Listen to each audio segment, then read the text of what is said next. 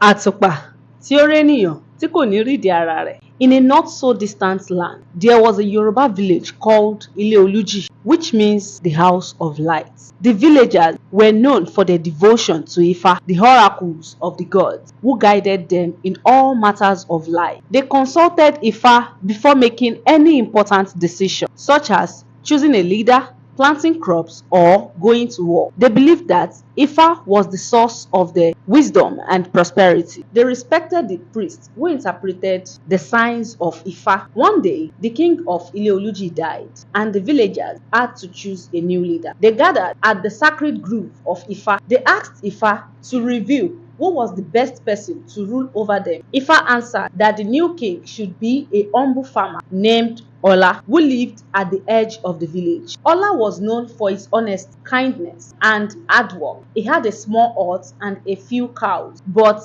he was content with his simple life and shared his crops with the poor. He was also a faithful follower of Ifa, and he never missed a ritual or a sacrifice. The priest announced the verdict of Ifa to the villagers. They were shocked. They expected Ifa to choose someone more powerful, wealthy, and influential. They did not think that Ola was fit to be their king. They murmured among themselves, and some of them started to doubt the validity of Ifa. They wondered if the priest had made a mistake or if they had been bribed by Ola. Then they decided to look for another candidate who would match their expectation. They soon found one in a rich merchant named Ade, who had recently moved to Ile-Oluji from another town. Ade was a cunning and ambitious man who had amassed a fortune by trading with other villagers and countries. He had a large mansion and many servants, and he wore expensive clothes and jewelry. He also had a lot of connections and influence, and he knew how to manipulate people with his words and gifts. He had no respect for Ifa,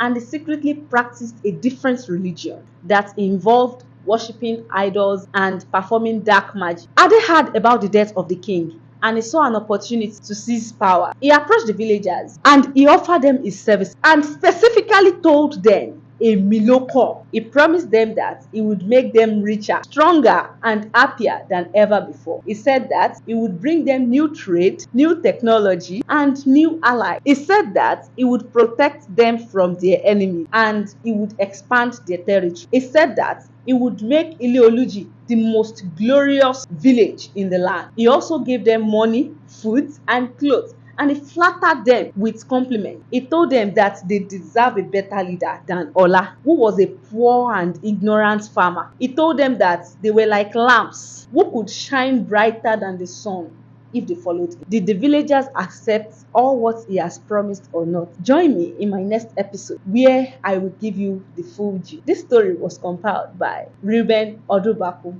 I am Omomi Jimo. See you next time. Bye.